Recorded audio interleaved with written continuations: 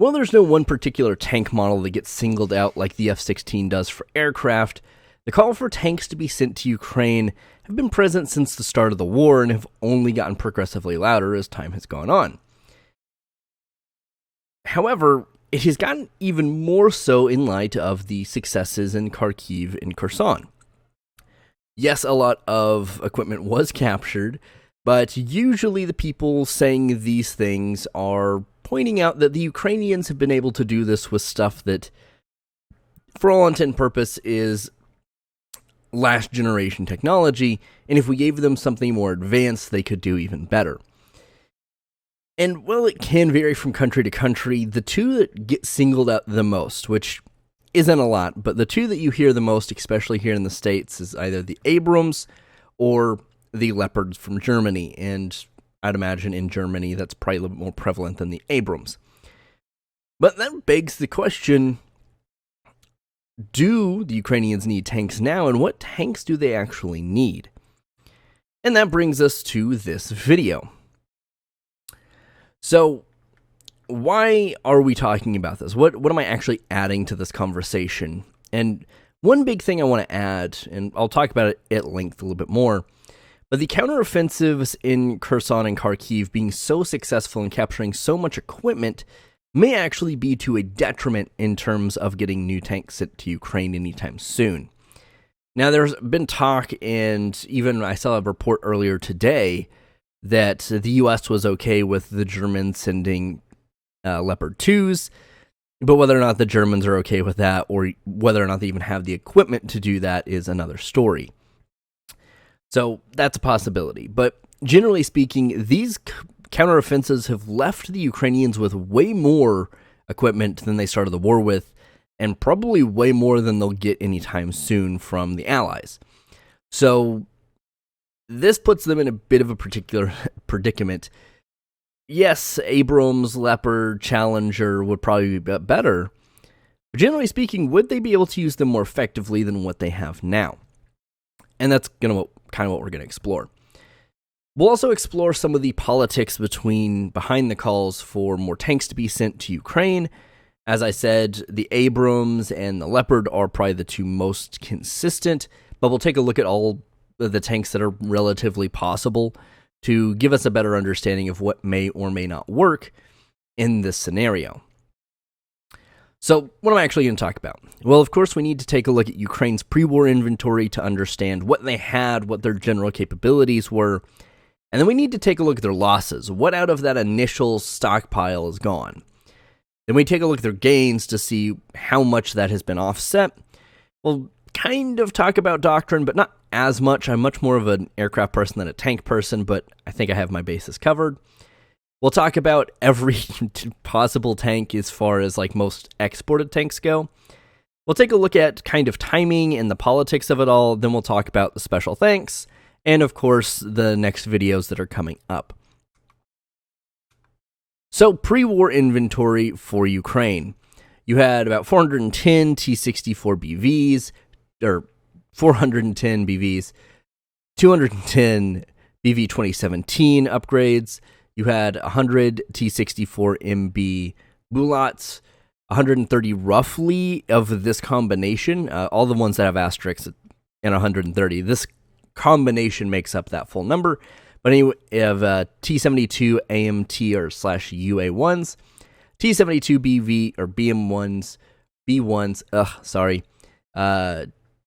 T-72 AV, T-72 M1, T-72 M1R, T-80 BV, T-80 UD, T-80U, and then they have 5 T-84Us, which is the indigenous Ukrainian upgrade of the T-80 platform. So generally speaking, they have a fairly large number of tanks. They have a fairly large tank force. Their tank fleet almost outnumbers most of mainland Europe. Some countries even combined, they are fairly large, but typically post-Soviet states are more centric to that. That's more of a big deal for them, having these larger armored divisions versus just kind of what like the UK, France, or Germany does.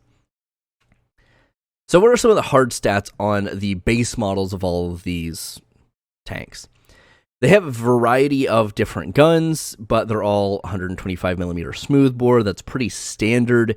Ranging is going to be kind of similar. You're also looking at some of the scopes and optics for that. They all generally have similar capabilities in terms of what they can fire. So that's kind of why we've seen so many of these like T-64, T-72s that, from a Western perspective, are kind of outdated, be pretty successful when they're going up against other T-64, T-72, and T-80s. They all roughly have very similar capabilities with just kind of minor upgrades as they go. They all have some kind of composite armor with ERA, or explosive reactive armor. The configuration on this is different between each variant, and the Ukrainians may use different setups than the Russians, and the Russians may not even have ERA, or their ERA is filled with cardboard or something, depending on where it came from. But generally speaking, armor is much less of a conversation in modern day versus like World War II tanks, so take that as you will. Speed is where you start to see some of the upgrades come in. The T-64, while technically lighter, is much slower by comparison to the T-80. Now, something you do have to consider here is pretty much every speed we'll look at today for all these tanks is its max speed, which is usually a roadway speed or like a flat terrain speed. They are not going this speed most of the time. Having the capability is nice, but usually with Ukraine being kind of a flat plains area for most of the combat area, it's not great to be on a road, as the Russians have already seen. So having a faster speed really isn't all that important in the kind of war we're at in the moment. They all have a crew size of 3. You have a commander, a driver, and a gunner. They have operational ranges anywhere from 430 miles to 258. You see some variety here. Once again, you have different engines, you have different systems, and different fuel capacity. You'll see things like T-64s and T-72s with those big drums on the back, those extra fuel things. The T-80 probably has that capability as well, but this is just the base operational range for all these variants. Each different variation of a T-64, T-72, T-80 may mess with this depending on what they add and what they took away. But anyway, you all see kind of generally what we're looking at. I'd imagine the T-64 and T-72, that is with those extra fuel things, because that's pretty high, as we'll see by comparison later. And then we see optics. Now, I didn't put specific models here, or specific rangings here, because that also can have to do with the crew ability and skill. But generally, all of them are going to have day and night sights. You'll see the T-80 starts to upgrade with thermals, and some of the Ukrainian indigenous upgrades also include thermal imagery, which is a pretty big deal. Having the commander have it's nice, but also usually having the gunner have that capability is pretty useful as well. Extra considerations. What do we need to look at? Well, consider this is your geography lesson for the day. Crew requirements is something we'll talk about by comparison, as most Western-oriented tanks, most NATO-oriented tanks, have a crew size of 4. They'll also have a loader because they don't use auto-loaders. That's something that pretty much all Soviet tanks have used for a long time. They have their benefits, but one of the downsides, particularly in how the Russians do it, is they're incredibly vulnerable to top attack munitions like the Javelin, which is why you've seen a lot of Russian tanks cooked off with their hull burnt out and the turret next to it or several hundred feet away. So crew requirements, something to consider. That's not only more personnel, but someone else you have to train for a role your armed forces have never really had. Just something to consider. We'll talk about it more in a moment, but we'll also need to talk about size. Not necessarily weight, but size in terms of the size of the area they have to cover. So maybe operational range is something to consider here. But I wanted these two maps here because it really drives home some of the point. The top map is kind of the topographical map, the elevation map, if you will. And as we see here, mostly all sea level, especially the areas that are in contention, like the rest of the Kherson and Zaporizhia oblasts up there into the Donbass, where you start getting a little bit more elevation, but it's still not like mountainous or even very hilly. So having all that flat terrain is great normally.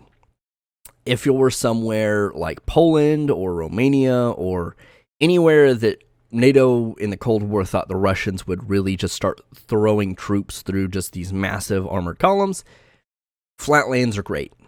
It's easy to maneuver. You can send a lot of tanks through. The problem in this instance with Ukraine is it's very watery. This is the whole point of the weather being a big contention with armor movement, is there are a lot of river networks and tributaries that come out of the Dnieper. So you have a lot of not only waterways you have to cross, which may or may not have bridges that you can cross on, but you also have a lot of very soft, fertile land that turns to mud whenever it gets wet, and these are also fairly rainy regions, depending on the time of year. So armored movement, whether it was World War II or now, is not the easiest thing to do in this area. As you see, water distribution-wise, in terms of waterways, most of like the northern Zaporizhia area or kind of just east of Kherson, you have a fair few waterways, and of course the Dnieper being there is pretty important. But those tributaries go out into Donetsk and Luhansk, so you have pretty much this entire area. You're going to have a lot of fertile land, a lot of flat land, and once that starts getting soggy and mushed up, you're not really able to make big armored pushes without things getting stuck. Now, we've made a lot of technological progress since World War II, so it's not as bad, but it is still something that left the Russians with these miles-long convoys sticking to roads because they didn't want to get stuck, and even new tanks will get stuck in mud. And if you don't have recovery vehicles or you don't have the area secure, that's a tank that's going to get captured or destroyed. So, what are we looking at in terms of the general consensus? What do these tanks look like? So this is the T-64 series. All of them are generally going to look the same. I think this is actually a Bulat version, but T-64, T-64BV, BV 2017, and BM Bulat. Pretty standard looking Russian tank here. If you're familiar with Russian tanks, they're all going to kind of look like this, but pretty reasonably sized. It's fine. You have the T-72 series, the AMT U1, B1, AV, M1, and M1R is what the Ukrainians had in their inventory beforehand. All those little bricks there are the ERA I was talking about earlier. So as you can see here, not really anything on there.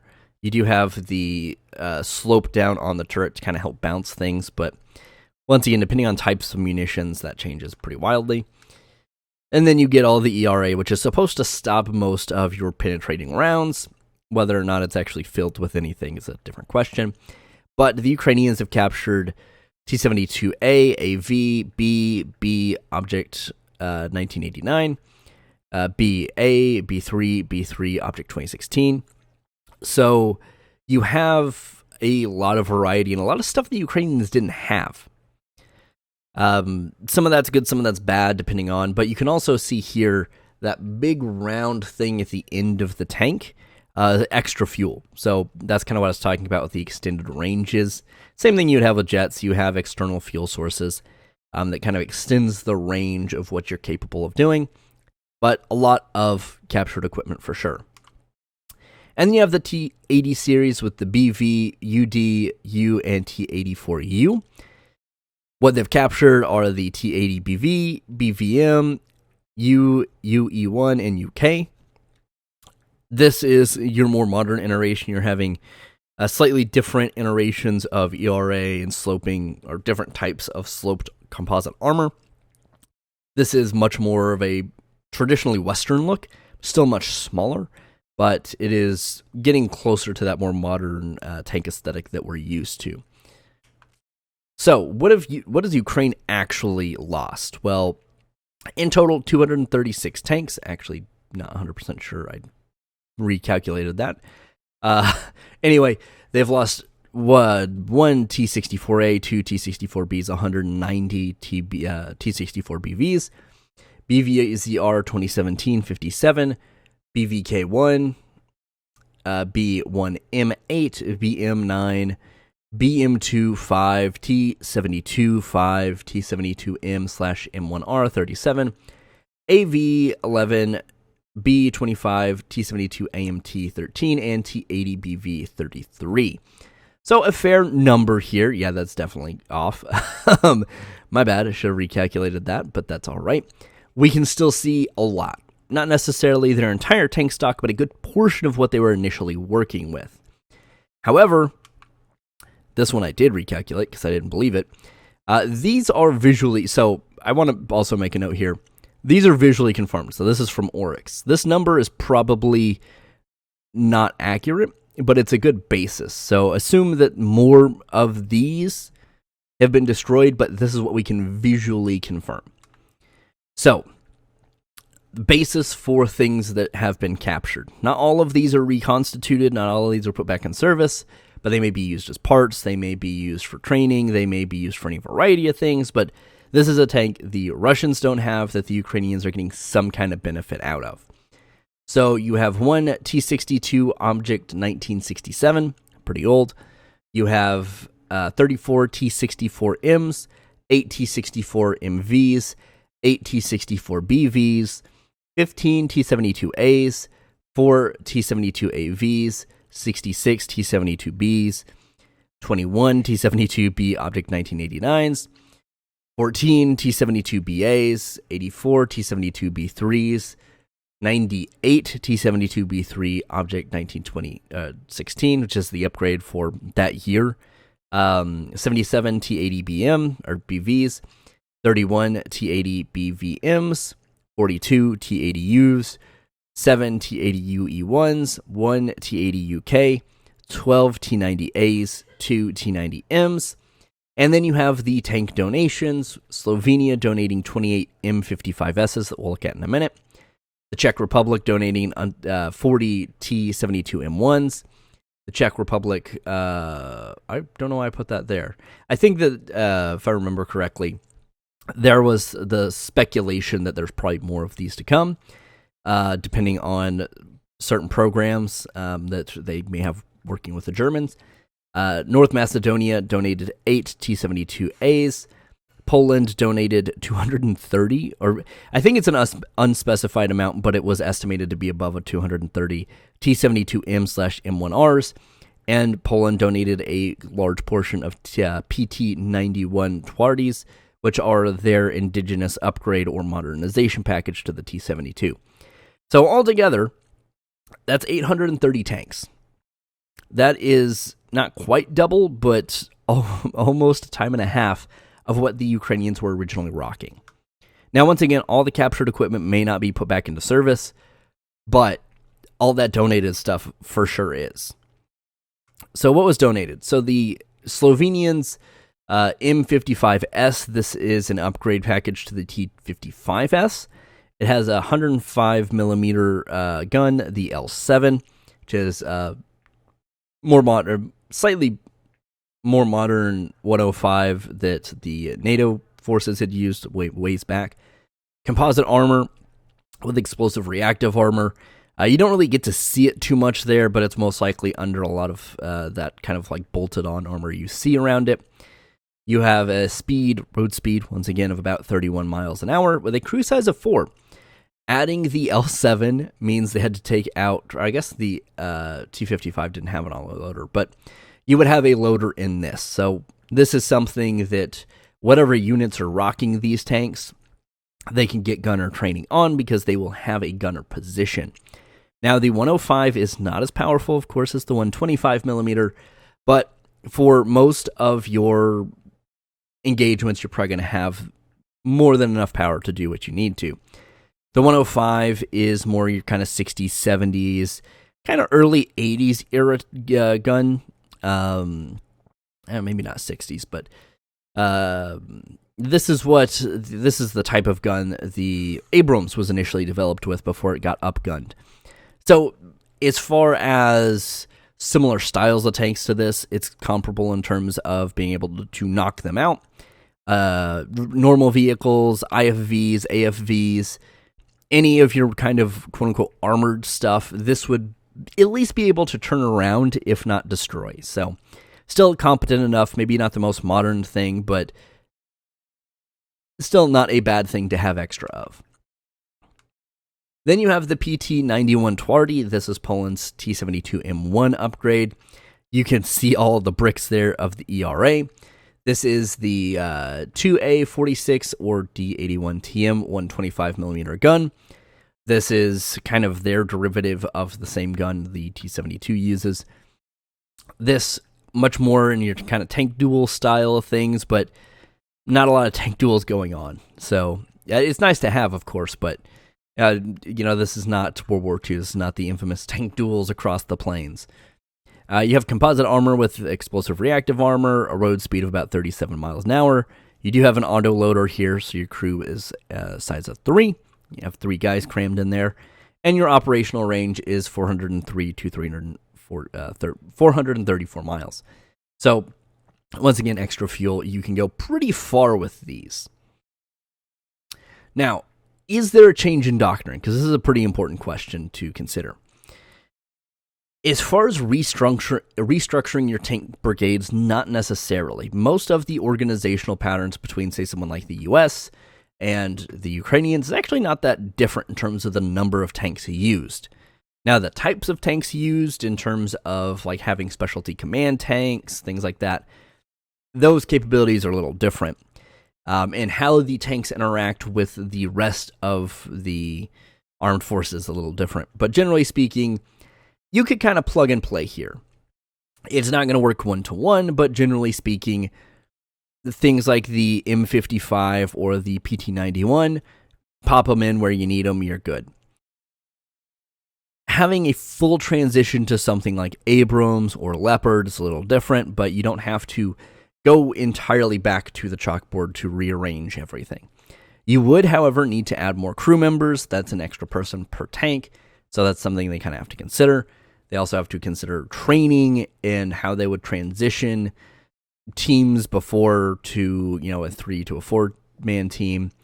They would also have to get used to not having autoloaders in some instances. We'll take a look at that in a minute. But loader positioning training, it's important, but it's, not something that can't be done.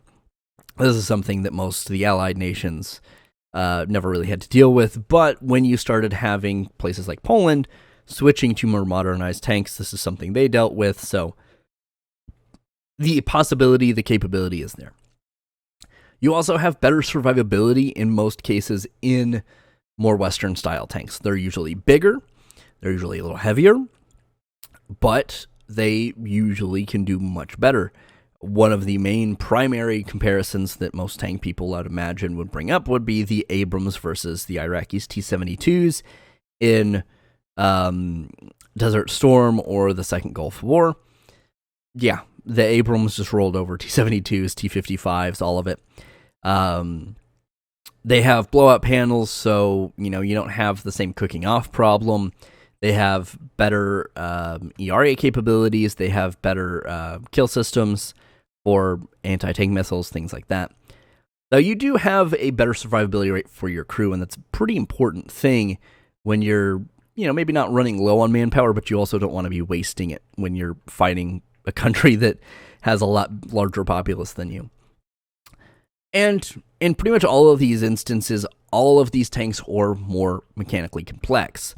However, one benefit that the Ukrainians have going for them is they do have the pre-existing infrastructure and workforce knowledge for these types of things.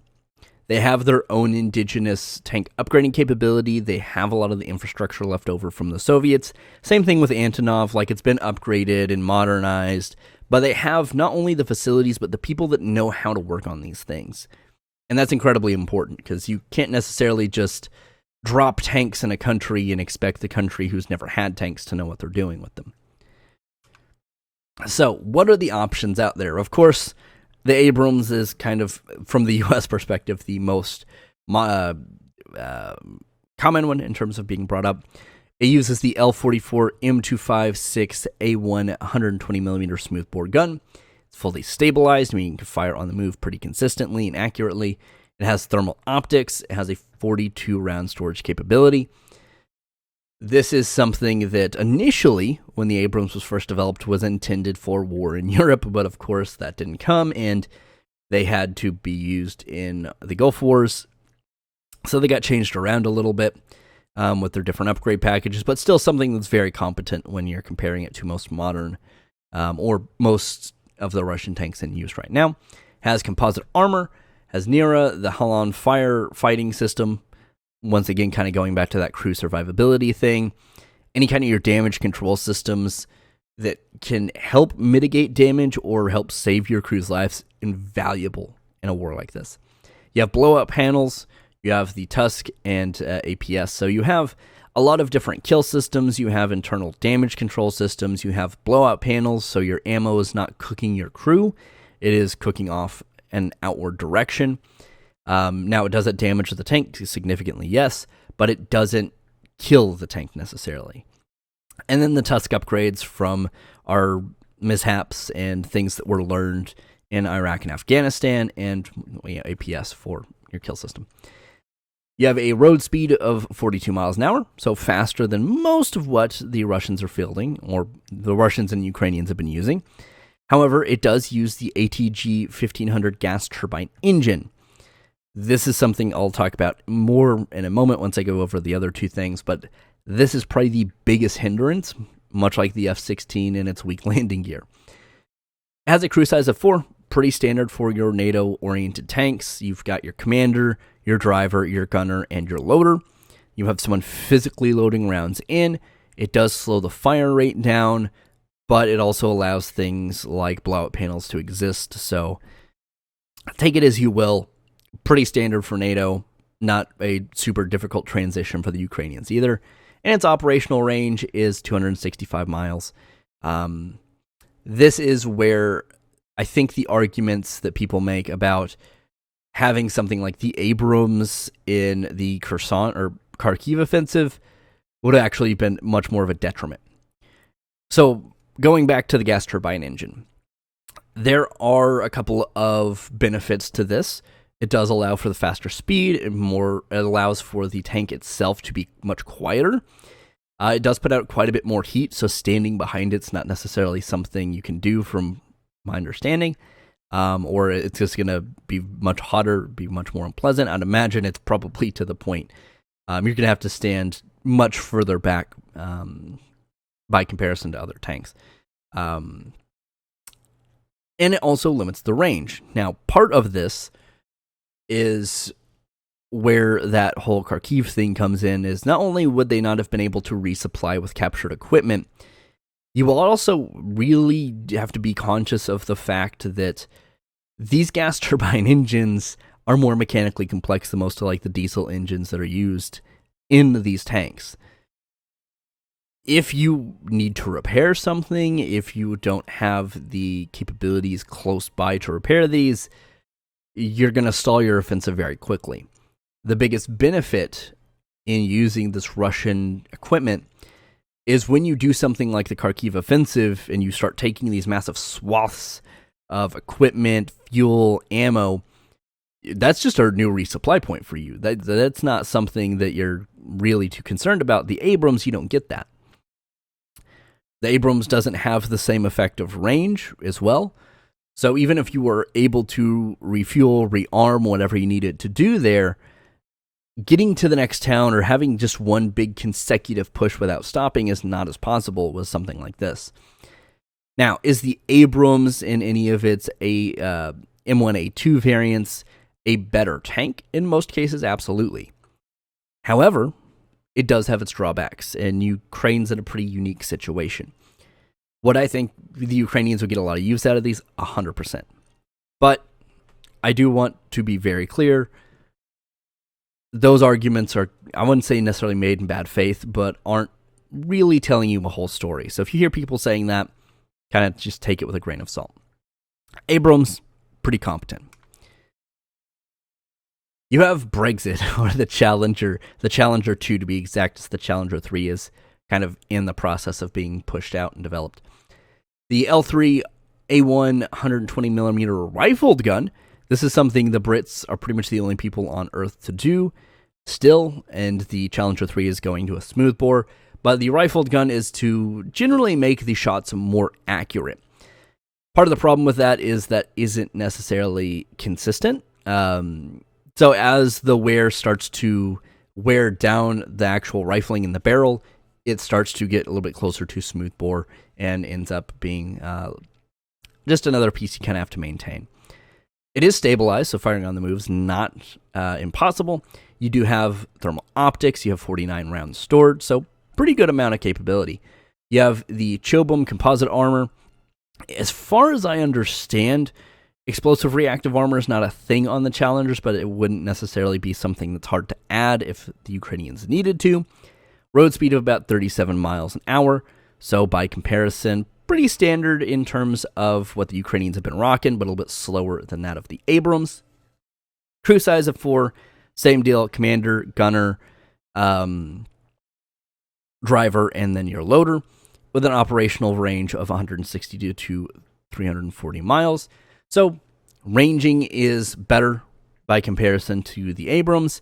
You do have that fuel tank back there on the end to expand that, so switching to something like this would be easier for the Ukrainians. It wouldn't throw as many wrenches in the mix for the transition, but it is still something that has benefits. The rifled gun is good, but you also would have to have specialists in place to know either how to fix those or replace those barrels when needed, and that's not something you're doing in the field. That's not even something you may be doing at like your first stage repair facilities. So the UK letting go of Challenger 2s as Challenger 3s come into service seems a little weird. Maybe a post-war procurement could be done if they really needed them, but I kind of doubt that would be the case, but it is an option. I wanted to throw it out there. The Challenger 2 has been used in other countries, so I wanted to just throw its hat in the ring, if you will. Then you have the French Redemption, the Leclerc. This uses the GIAT CN120 2652 120mm smoothbore gun. Most of your NATO tanks are using 120mm versus that of the 125 that most of the Russian tanks use. As far as like penetration performance, it's not vastly different. You have stabilized turret, once again, or stabilized gun, so shooting on the move is possible. Thermal optics, it does have an autoloader, and it has 40 rounds stored. This means the crew size is 3. This is an easier transition if you're looking at it from the Ukrainian perspective. However, it is done in a different way. It's not necessarily carouseled like that of the Russians. It does have blow-up panels, so this is done in kind of clips. So ammo is stored in a different section off to the side in the turret. Feeds a clip of between 3 to 5 rounds, depending on the round in. Fires them off. That gets ejected. New one in. So kind of think of this as like the M1 Garand of tanks in terms of its actual feeding system. But can store quite a few rounds. It has the autoloader. Fires quicker. It does have a road speed of 44 miles per hour. Once again, kind of consider these top speeds are nice to talk about, but in practical use, it's not necessarily something that's happening regularly. And it does have a range of 342 to 404 miles. Once again, that is also something that, like as a base model, may not have that capability, but adding extra fuel capability is there as well. This is probably this is kind of the Gripen almost in a way. The French have never expressed an interest in exporting this to the Ukrainians. The French are the primary users with, I think, a small handful of other countries using them. Probably not something that's going to happen, but it is an option that exists. But I would imagine the Ukrainians would have to express specific interest in this, and I think there's probably other routes that are going, as the French haven't expressed any interest in this kind of a deal. Then you have the German legacy of the Leopard. This is probably the second most talked about tank, and not necessarily in this configuration. I'll talk about in a minute why. But you have the L44 or L55 120mm smoothbore gun. The gun is fully stabilized. You have your thermal optics and 42 round storage. You do have blowout panels, much like the Abrams. You have the Holland fire control system or firefighting system internally, and it is pretty compartmentalized. So as far as like, it's not going to kill the whole crew if things kind of go off, but it is something that you do have the concerns, right? There's certain positions in the crew might have a higher survivability rate, but it generally it's kind of a benefit. Usually, it's usually seen more as a beneficial thing. Road speed of 43 miles an hour, crew size of 4, same deal as we said earlier, and a range of 140 to 210 miles an hour. Now, one thing I will say, Leopard 2s, base Leopard 2s, I should say, have been the topic of discussion. The Russians have considered sending to Ukraine. Saw a report earlier today saying that the U.S. was cool with it, but whether or not the Germans are actually cool with that's a whole nother thing, and whether or not they have like the ammunition or the parts or whatever to actually do this is a whole nother thing. So, much like the Leopards, maybe it eventually happens, but it's not something that's going to happen quickly. The Germans are not known for their speed in this type of an instance. But the Leopard is a good, solid tank. A lot of different countries use them. The Polish use a fair number of Leopards. They also use a fair number of Abrams. But Poland's kind of the spot to be if you're looking to have a variety of tank options. But you also have places like Norway as well using Leopards. So the Leopard's fairly prolific. One of the more successful export things that the Germans have created. One thing I would kind of consider with this, though, is this might be like just base Leopard 2s might be a good stopgap if the Ukrainians really need them.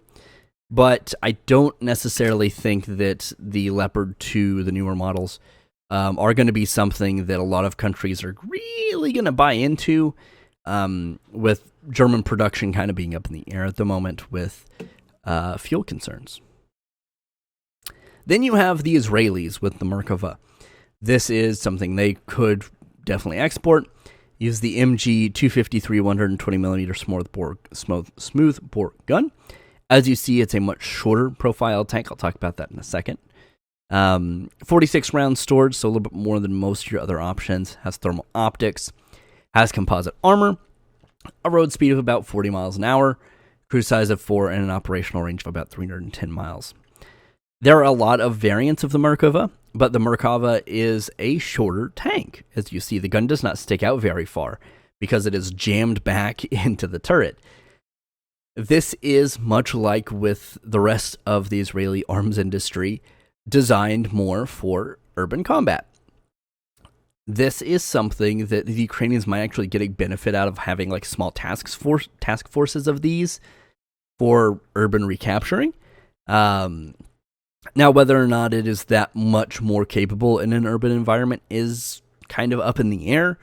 And whether or not the Israelis would even consider a deal like this is a whole other story. But it is something to throw out there. It is a tank that is exported. It exists. It does have a kind of more specific purpose. But it is something the Ukrainians would have some benefit out of. Then you have India's breakout export tank, I suppose, with the Arjun, the L11 or L30 120mm rifled gun.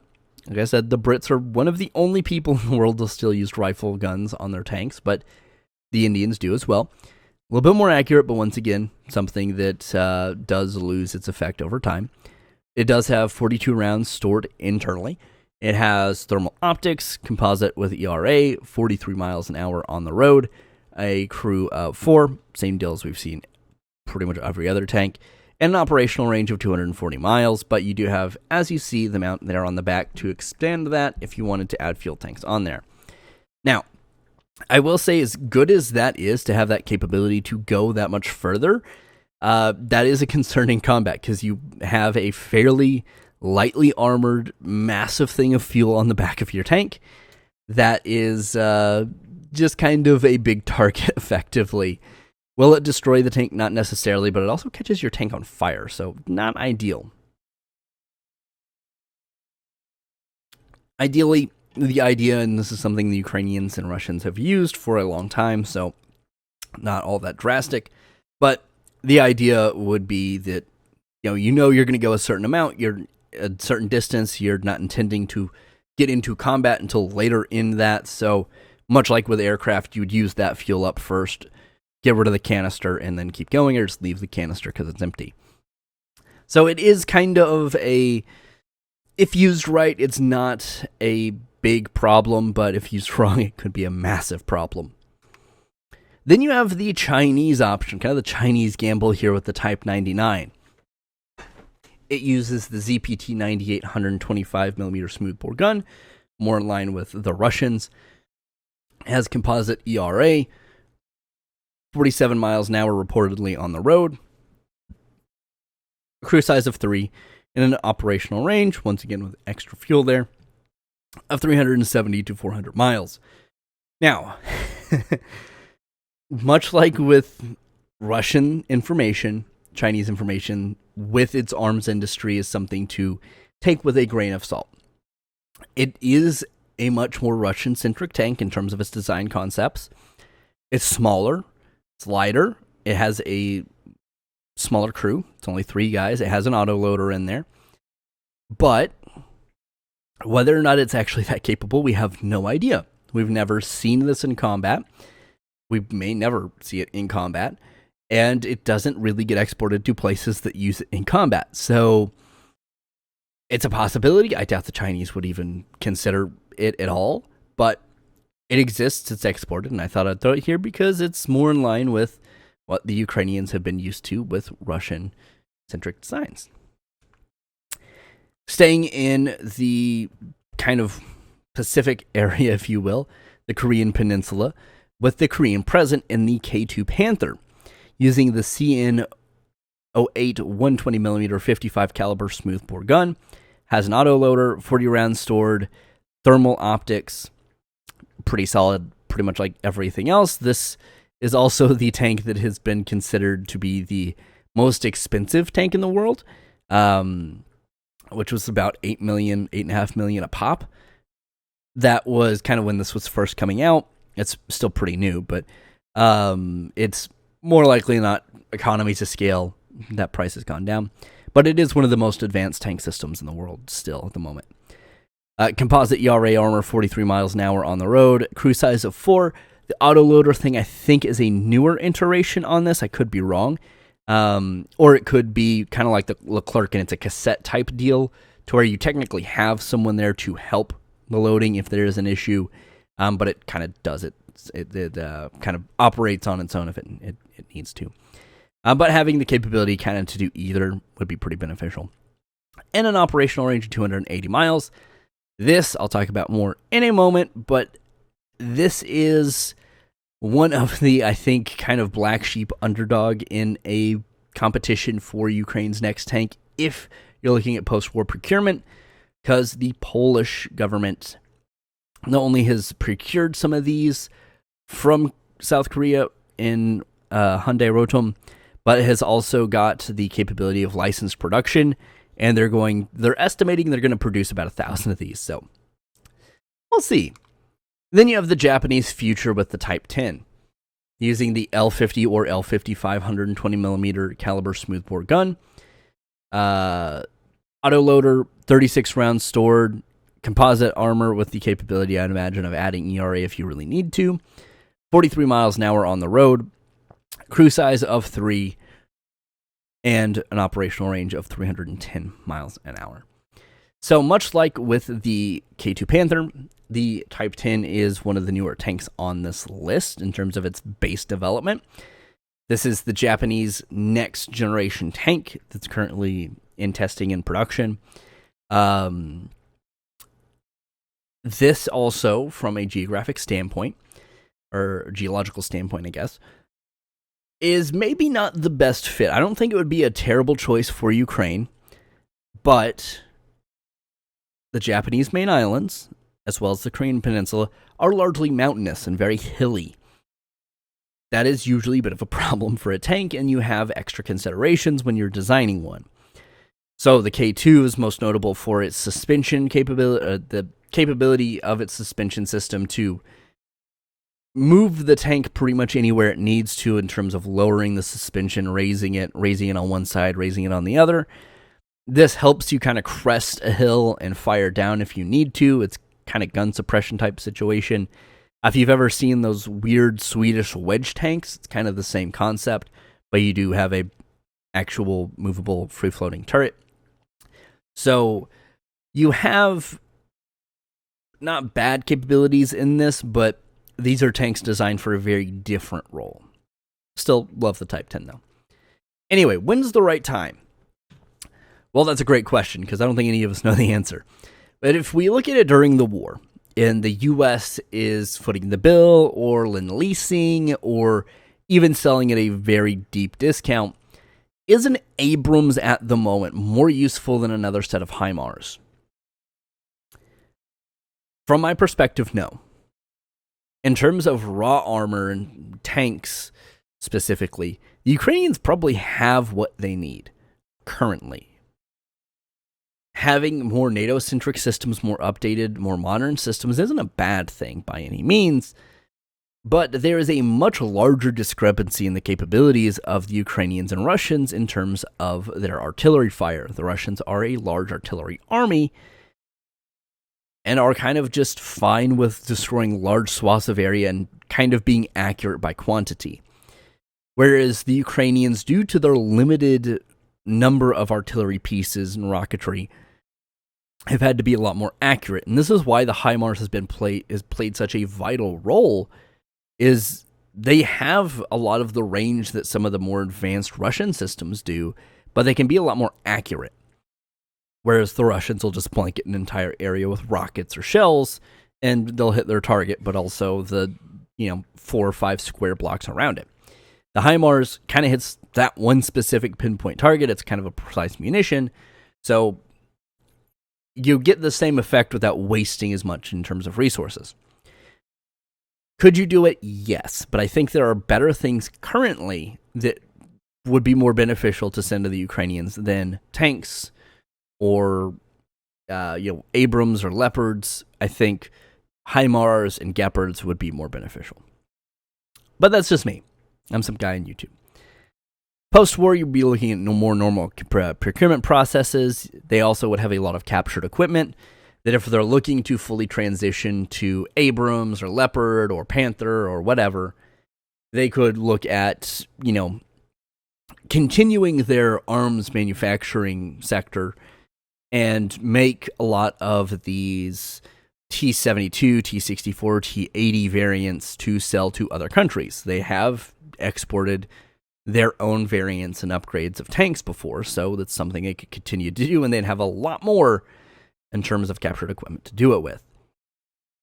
And then you have the whole concept of overall for the Ukrainian military shuffling to a more NATO westernized focus regardless of whether or not they actually join NATO. They want to be much more interoperable. It's much more of like a Finland-Sweden type deal where they weren't NATO, but they were people we would do exercises with and we're working very closely with. We're very interoperable. This is going to be kind of the same situation. So, I think you ask anyone this question, it's 50-50 on whether it's, hey, we need to get tanks as soon as possible, or hey, maybe let's wait to see. But generally, I think, personally, I'm leaning more towards kind of a post-war deal. And, I don't besmirch any Ukrainians that say, hey, we need tanks now, because, from a perspective, they probably do. But would, like I said, if any of the capabilities we've looked at really add anything that the Ukrainians lack at the moment? And for the most part, they don't. They're actually adding more problems, especially in the short term, by comparison. They're more technically complex. They have usually the requirement for an additional person. And if you're not a tank that gets exported regularly, parts and maintenance may be a little bit harder to come by.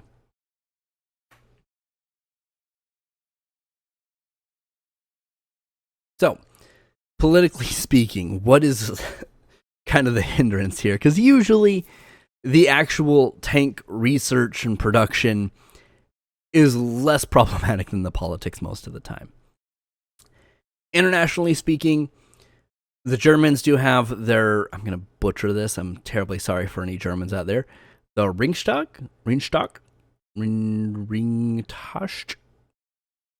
whatever that program is. Basically, this is the Germans saying, hey, any country that still has post-Soviet equipment or Soviet-era equipment, T-72s, T-80s, T-64s, T-55s, if you'll donate them to Ukraine, we will backfill you with Leopards or APCs, IFVs, whatever. But it's not one-to-one. And this is something that several countries have come out and said, hey, this is like kind of a good thing you're doing here. It's very respectable, but at the same time, I'm not going to give up a T-55 to get an APC, right? So it's kind of had its ups and downs, but it has been somewhat successful. Several different countries have taken advantage. I believe Romania and Slovenia are two big ones. I think the Poles may have talked about it, but I don't know that they have. I think they kind of just did most of their donation on their own. But it's hard to say. The U.S. also has retired all of their Abrams used by the Marine Corps. This means they have pretty modern examples of the Abrams kind of sitting around. Now, whether or not those have been integrated into other units, it's hard to say. It's possible, or if they've been sold to other countries, but these are pretty modern variants of the Abrams that the U.S. does have. So, sure, that's an option as well. Whether or not it's a good idea is another story, but both of those exist. There's not a lot of resistance, but there's also not a lot of interest in the U.S. in terms of sending things. It's not a big ticket item. People aren't just walking around talking about it, and most people that don't follow this aren't really super aware of what's happening. So you do kind of have that problem that I talked about with the F-16 of, is there political buy-in? Something like a tank's probably a little easier to get by with, but it is still a big ticket item that needs to be sent en masse. So, we're not sending 5 or 10 Abrams, we're going to be sending probably enough to fill another brigade. So you're looking anywhere from, 40, 50, if not more, depending on what you're looking at.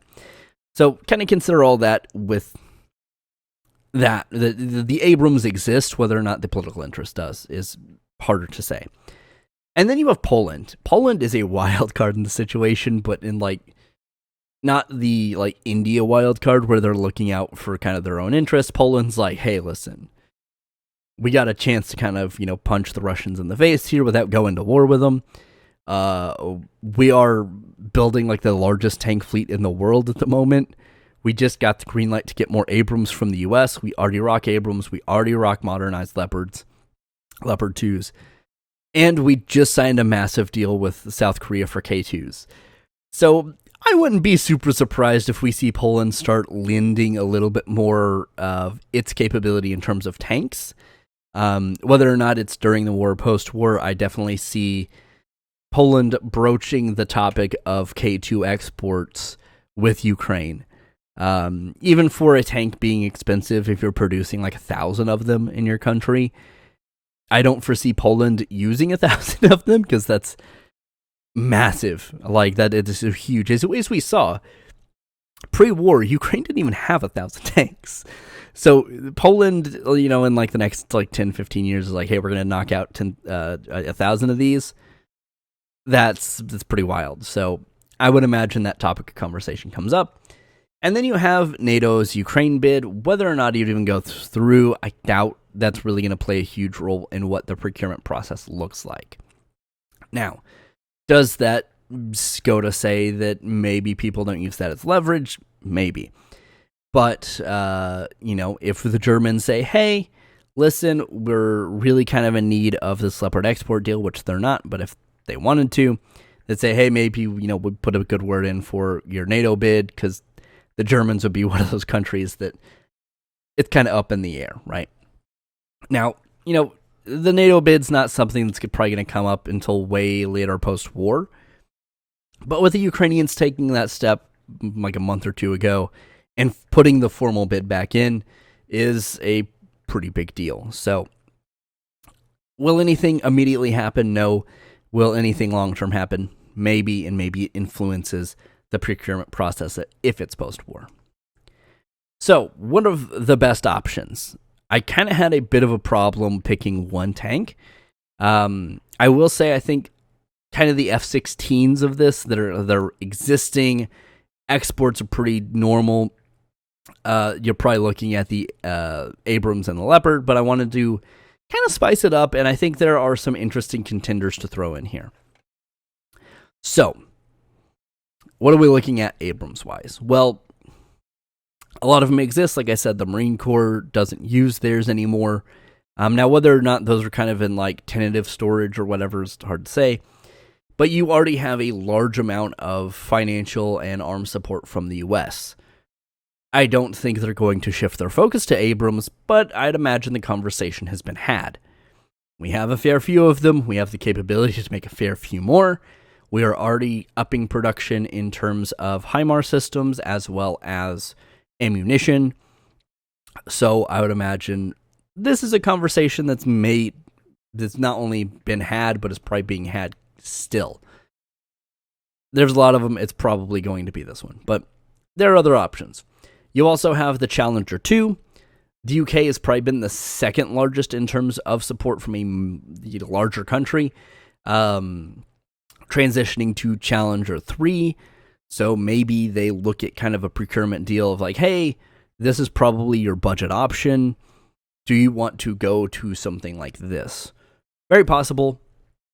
Whether or not it kind of goes through is hard to say, but this is, I think, another one of those black sheep, right? I think this is a underdog, could come up from nowhere, and if the U.S. is kind of already running out of political will by that point, this is something post-war, I think, if budgetary concerns are a big concern, that might happen. You have the Leopard A2, or Leopard 2 A4, A5 variants. Germany uses this. Poland uses this. Pricing might be a bit of a concern. Export deals are a little finicky with Germany. Internal production's weird as well. Their whole procurement process makes this whole deal a little bit more confusing, but they haven't had a lot of problems with exporting the Leopard 2.